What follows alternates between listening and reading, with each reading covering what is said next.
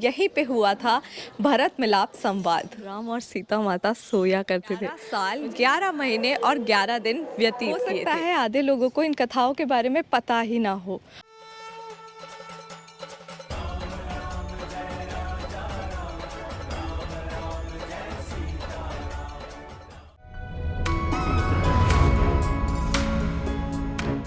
महर्षि भारद्वाज की आज्ञा लेकर श्री राम, माता सीता और लक्ष्मण जी चल पड़ते हैं चित्रकूट की ओर।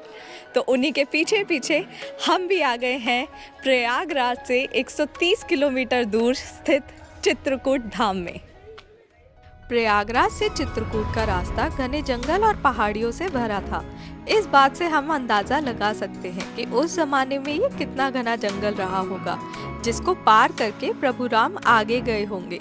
अब चलते हैं चित्रकूट धाम और देखते हैं यहाँ पर प्रभु राम की महिमा। रामायण में चित्रकूट की बहुत बड़ी महत्वता है, क्योंकि यहीं पे श्री राम ने अपने वनवास का ज़्यादा से ज़्यादा समय व्यतीत किया था। और अगर इतिहास में थोड़ा सा पहले जाएं तो यहीं पे भरत जी श्री राम को वापस लेने के लिए भी लौटे थे और यहीं पे हुआ था भरत मिलाप संवाद। जिस वक्त श्री राम जी को वनवास मिला उस वक्त भरत और शत्रुघ्न जी दोनों अपनी नानी जी के घर थे और उनको श्री राम के वनवास के बारे में कुछ पता ही नहीं चला। पर कुछ समय बाद जब दशरथ जी का देहांत हुआ तो उनको खबर भेजी गई और जब वो वापस अयोध्या लौटे उन्हें पता चला कि अब ना तो उनके पास पिता हैं और ना ही बड़े भाई। ये बात सुनकर भरत जी बहुत दुखी हो गए। फिर क्या था, भरत जी ने सोचा कि मैं अपने भैया को वापस अयोध्या लाकर रहूँगा और उनका राज तिलक करवाऊँगा। और उस समय श्री राम चित्रकूट में निवास कर रहे थे, तो भरत जी भी निकल पड़ते हैं चित्रकूट की ओर। कथाओं के अनुसार जब भरत जी चित्रकूट पहुँचे, ठीक इसी जगह पे वो पहली बार श्री राम से मिले और जैसे ही वो मिले वो दोनों गले लगे और यहाँ पे जो पत्थर था वो पिघल गया। चलिए अब आपको भरत मिलाप मंदिर के दर्शन कराते हैं। ये मंदिर कामादगिरी की इन्हीं पहाड़ियों में स्थित है। मंदिर के अंदर वो शिला यानी पत्थर आज भी है जहाँ श्री राम और भरत जी गले मिले थे और यहाँ उनके पैरों के निशान भी हैं। भरत जी चाहते थे कि भगवान राम का राज तिलक हो, पर आगे क्या हुआ चलिए जानते हैं। यहाँ आने के बाद भरत जी ने श्री राम को मनाने की बहुत कोशिश की, बट श्री राम नहीं माने, क्योंकि उनका मानना था कि उनके पिताजी ने उन्हें वनवास की आज्ञा दी थी तो वो उसका उल्लंघन नहीं कर सकते थे। उसके बाद भरत जी ने भी श्री राम की पादुका ली और अयोध्या वापस गए। कथाओं के अनुसार भरत जी जब अयोध्या लौटे उन्होंने राज्यपाट खुद नहीं संभाला, हालांकि श्री राम के उत्तरदायित्व में काम किया और कहते हैं कि उन्होंने राजमहल में निवास करने के बजाय अयोध्या से थोड़ी दूर नंदीग्राम गांव में एक कुटिया में पूरे 14 वर्ष बिताए। आज के ज़माने में जब भाई भाई प्रॉपर्टी पर लड़ते हैं, उसमें श्री राम और भरत जी का उदाहरण एक बहुत बड़ी इंस्पिरेशन की तरह है। भरत जी भगवान राम की पादुका लेकर लौटने लगे, पर वो अपने साथ राज तिलक की सामग्री भी लाए थे, जिसमें था सभी तीर्थों का जल। पर जब राज तिलक नहीं हुआ तो भरत जी ने ऋषि अत्रि के कहने पर सारा जल वहाँ एक कुएं में डाल दिया। उसी जगह को आज हम भरत कूप के नाम से जानते हैं। भरत कूप में ये कुआं है जहाँ का जल चमत्कारी माना जाता है। अंदर चारों भाइयों का मंदिर भी स्थित है। इसके बाद भरत जी वापस लौट गए और श्री राम, माता सीता और लक्ष्मण जी ने अपने रहने का इंतजाम किया। कहाँ रहते थे वो लोग चलिए देखते हैं। मेरे इस तरफ अगर आप देखेंगे तो वो है लक्ष्मण पहाड़ी और मेरे सीधे हाथ की तरफ अगर आप देखेंगे तो वो है कामादगिरी पहाड़ी। चित्रकूट की ये पहाड़ियाँ हैं जहाँ पे श्री राम ने 11 साल 11 महीने और 11 दिन व्यतीत किए थे और उसी के बाद अपने वनवास की यात्रा में वो आगे बढ़े थे। कहा जाता है कि लक्ष्मण इस लक्ष्मण पहाड़ी पर रहा करते थे और श्री राम और माता सीता कामादगिरी पहाड़ी पर रहा करते थे।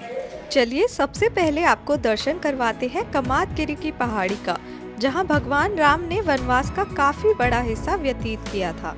जब श्री राम इस पर्वत को छोड़ आगे जाने लगे तो पर्वत ने उन्हें बताया कि चित्रकूट की अहमियत सिर्फ श्री राम के वहाँ रहने तक ही थी और उनके वहाँ से चले जाने के बाद उस जगह को अब कोई भी नहीं पूछेगा। इस बात को सुनकर श्री राम ने पर्वत को आशीर्वाद दिया कि जो कोई भी इस पर्वत की परिक्रमा पूरी करेगा उसकी मनोकामना पूरी होगी और चित्रकूट धाम की यात्रा भी इसी पर्वत की परिक्रमा के बाद ही संपन्न मानी जाएगी। इसीलिए आज भी हजारों श्रद्धालु कामादगिरी की पहाड़ी की परिक्रमा करते हैं। अब हम जा रहे हैं लक्ष्मण पहाड़ी पे ऊपर। वैसे तो जाने का रास्ता सीढ़ियों से भी है, पर क्योंकि हमारी ये यात्रा इतनी लंबी है, हमने सोचा रोपवे का इस्तेमाल करते हैं और थोड़ा सा वक्त और एनर्जी दोनों बचाते हैं।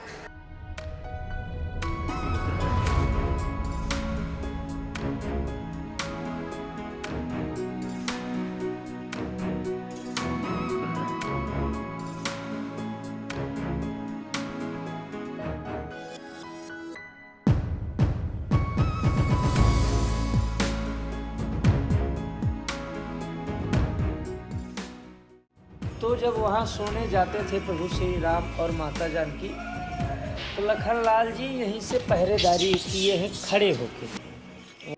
लक्ष्मण पहाड़ी पर ऊपर स्थित है वो जगह जहाँ खड़े होकर लक्ष्मण जी रात में पहरा दिया करते थे। वहाँ पत्थर पर उनके पैरों और धनुष के निशान साफ दिखाई देते हैं।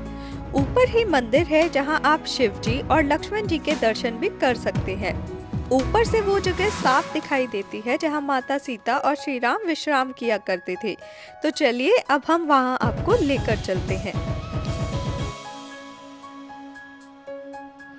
कामादगिरी की इन्हीं पहाड़ियों पे श्री राम और माता सीता ने अपना वनवास का बहुत बड़ा हिस्सा गुजारा था। कहते हैं इन्हीं पहाड़ियों में वो दिन भर घूमा करते थे और शाम के वक्त राम सैया जो एक मंदिर है वहाँ जाकर विश्राम किया करते थे।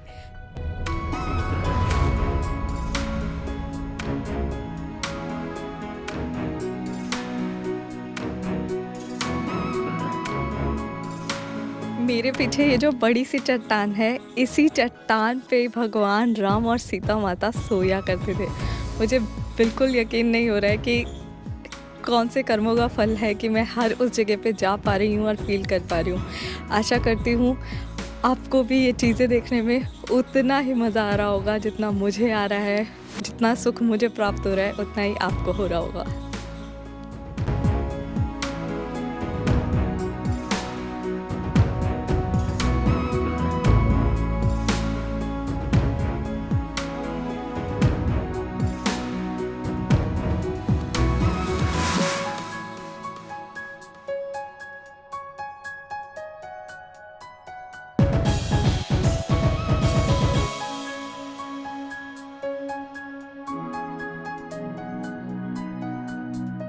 ये है लक्ष्मण पहाड़ी और वहाँ से एकदम सीधा व्यू बनता है इस चट्टान का जहाँ पे माता सीता और श्री राम सोते थे। यहाँ आने के बाद ऐसा लगता है हर चीज़ की सेंस बन सकती है। जानते हैं जब वनवास शुरू हुआ था तब लक्ष्मण जी ने निंद्रा देवी की पूजा करके उनको बुलाया और उनसे प्रार्थना की कि अगले 14 वर्ष उनको नींद ना आए ताकि वो अपने भैया राम और भाभी सीता का ध्यान रख सके और पूरी रात जगकर उनकी सेवा कर सकें। और निंद्रा देवी ने उन्हें बदले में वो वरदान दिया, पर उन्होंने कहा कि उनकी जगह किसी को तो ये 14 साल सोना पड़ेगा।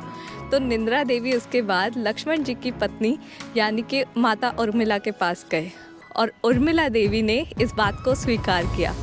तो कहते हैं कि लक्ष्मण जी पूरे 14 वर्ष नहीं सोए और माता उर्मिला पूरे 14 वर्ष सोई थी। चित्रकूट में हमने फिलहाल भरत मिलाप मंदिर, भरतकूप, कामादगिरी पहाड़ी, लक्ष्मण पहाड़ी और रामशैया जैसी जगहों के दर्शन किए हैं। इन सब जगह के दर्शन करने के बाद भी चित्रकूट में अभी और भी बहुत अविश्वसनीय जगह बाकी हैं। तो मिलते हैं आपसे इसी फ्राइडे को। जय श्री राम।